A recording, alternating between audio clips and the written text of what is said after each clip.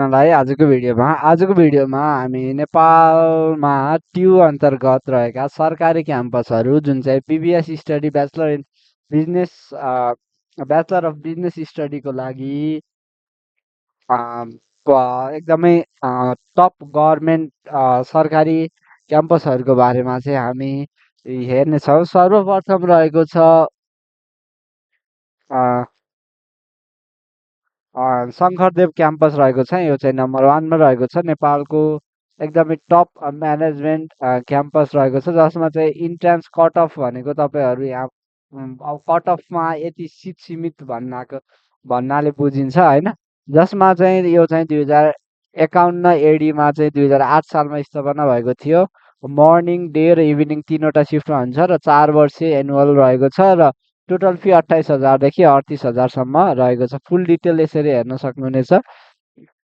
जस्तै कि total BBS seat चाहिँ 800 सिट प्रति वर्ष रहेको छ र पास रेट अब एकदमै ट्युको बोर्ड इक्जाममा बढी रहेको छ। Faculty finance, accounting, marketing, management रहेको छ र फ्यासिलिटीमा डिजिटल लाइब्रेरी अनि त्यसै गरी एक्टिभ स्टुडेन्ट क्लबहरू र सेमिनारहरू रहेको छ। त्यसै गरी हामी रहेको छ अर्को नेपाल कमर्स क्याम्पस रहेको छ, जुन चाहिँ 2021 सालमा स्थापना भएको थियो। मर्निङ र डेमा रहेको छ र 4 वर्षीय एनुअल सिस्टमको आधारमा यो क्याम्पस रहेको छ, जसमा हेर्छ भने 26,000 देखि 36,000सम्म यसको फी रहेको छ। जसमा क्याम्पस एरिया अब मिन भवनको निर रहेको छ। हेर्छ भने ब्याङ्किङ, ट्याक्सेसन, अडिटिङ, कर्पोरेट फाइनेन्समा यसको दक्षता अनि क्याम्पस इन्भाइरोमेन्टमा चाहिँ एक्टिभ रिसर्च, जर्नल पब्लिकेसन र एकाडेमिक वर्कसपहरू पनि हुने गरेको छ। त्यसै गरी पब्लिक युथ क्याम्पस रहेको छ। हाइली फोकस्ड म्यानेजमेन्ट कलेज, यो चाहिँ टप म्यानेजमेन्ट कलेज अन्तर्गत रहेको छ, जुन चाहिँ 2028 सालमा स्थापना भएको थियो। मर्निङ र डेमा रहेको छ। यसमा पनि 4 वर्षीय रहेको छ बिबिएस। 24,000 देखि 34,000 यसको टोटल फी रहेको छ। पब्लिक युथ क्याम्पसमा हामी लाइब्रेरी एसेस रह्यो त्यो, जसमा चाहिँ एकदमै भास्ट कलेक्सन, जसमा चाहिँ बिजनेस र इकोनोमिकका बुकहरू आयो। त्यसै गरी नेपालको टप टप म्यानेजर, एकाउन्टेन्ट र इन्टरप्रेन्योर व्यापारीहरू यही कलेजदेखि उत्पादित भएका छन् र रेगुलर इन्डस्ट्रियल भिजिट र प्रेजेन्टेसनहरू पनि प्र्याक्टिकल एक्सपोजरको रूपमा गर्न पाउनुहुनेछ। त्यसै गरी पाटन मल्टिपल क्याम्पस रहेको छ, जुन चाहिँ पाटन ढोका ललितपुरमा रहेको छ। क्युए सर्टिफाइड ए ग्रेडको क्याम्पस रहेको छ, जसमा चाहिँ एकदमै लार्ज इन्टेक क्यापेसिटी, धेरै विद्यार्थीहरू इन्टेक गर्न सक्ने क्यापेसिटी। 2011 सालमा स्थापना भएको यो क्याम्पस 22,000 देखि 32,000सम्म यसको फी स्ट्रक्चर रहेको छ, जुन चाहिँ 4 वर्षीय अन्तर्गत रहेको छ। जसमा हेर्छौँ भने क्याम्पसले चाहिँ युनिभर्सिटी ग्रान्ड कमिसनबाट चाहिँ क्युए प्राप्त गरेको छ, जसमा गभर्मेन्ट सरकारी क्याम्पस रहेको छ, जसमा चाहिँ मर्निङमा बढी डिमान्ड र डेमा पनि यसको सिफ्टहरू हुने गरेको छ। पाटनपछि हाम्रो रहेको छ पद्मकन्या क्याम्पस, नेपालको टप लिडिङ वुमेन क्याम्पस, जसमा चाहिँ सबै जसो धेरै महिलाहरू पढ्ने, जुन चाहिँ 2008 सालमा स्थापना भएको थियो।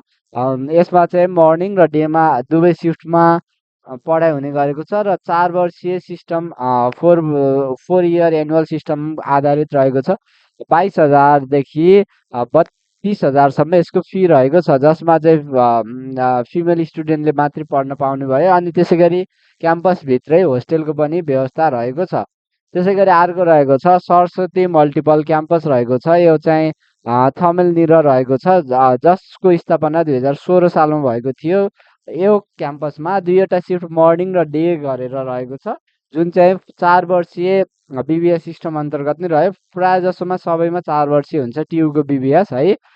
20,000 देखि 30,000 यसको एनुअल फी स्ट्रक्चर रहेको छ हाराहारी, जसमा चाहिँ हायर एजुकेसनको लागि अब नेपालभरबाट विद्यार्थीहरूलाई दियो। सबैभन्दा बढी फिचर शङ्करदेव क्याम्पसमा रहेको छ र पिएन क्याम्पस अब काठमाडौँ भ्यालीभन्दा बाहिरको टप क्याम्पसमा पृथ्वीनारायण क्याम्पस, पिएन क्याम्पस रहेको छ, जुन चाहिँ ट्यु काठमाडौँ भ्यालीभन्दा बाहिरकोमा चाहिँ सबैभन्दा ट्यु अन्तर्गतको सबैभन्दा ठुलो क्याम्पस रहेको छ, जुन चाहिँ 1960 2017 सालमा स्थापना भएको थियो। जसमा मर्निङ र डे गरेर दुईवटा सिफ्ट रहेको छ। 4 वर्षीय एनुअल सिस्टमको आधारमा यो क्याम्पस रहेको छ, जसको फी स्ट्रक्चर 20,000 देखि 28,000सम्म रहेको छ।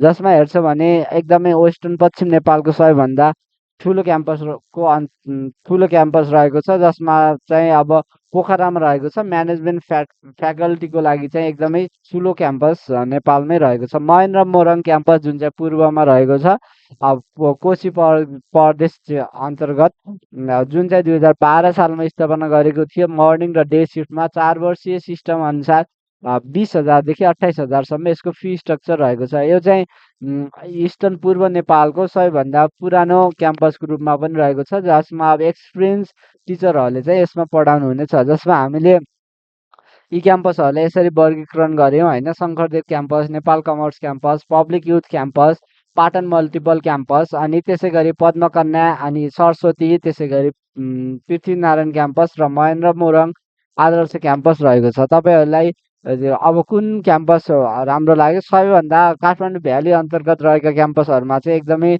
सजिलो, एक्सपोजर पनि बढी हुने, अपर्च्युनिटी पनि बढी हुने गरेको छ। र यसमा हेर्छ भने +2 पास गरेको, त्यसै गरी एनइबीले रिकगनाइज गरेको बोर्डबाट चाहिँ दिएको मिनिमम D+ ग्रेड लिएको, 11 र 12मा 45% एग्रिग्रेड ओल्ड पर्सेन्टेज सिस्टम अनुसार लिएको स्टुडेन्ट जुन चाहिँ म्यानेजमेन्ट, साइन्स, ह्युम्यानिटिज जुनसुकै ब्याकग्राउन्डबाट भए पनि इलिजिबल। अनि इन्ट्रान्स र सिलेक्सन प्रोसेसमा चाहिँ अगस्त र सेप्टेम्बर पछि चाहिँ बल्ल अहिले जस्तै 12को इक्जाम दिइसकेपछि जुन, जुलाई, अगस्त अब साउनको बेलातिरदेखि सुरु हुने भयो। अनि शङ्खदेव र एनसिसी मा चाहिँ जस्तै मेरिट बेसको आधारमा चाहिँ इन्ट्रान्स विद्यार्थीहरू लिउने। नमिनल एडमिसन फी चाहिँ 500 देखि 1000 है।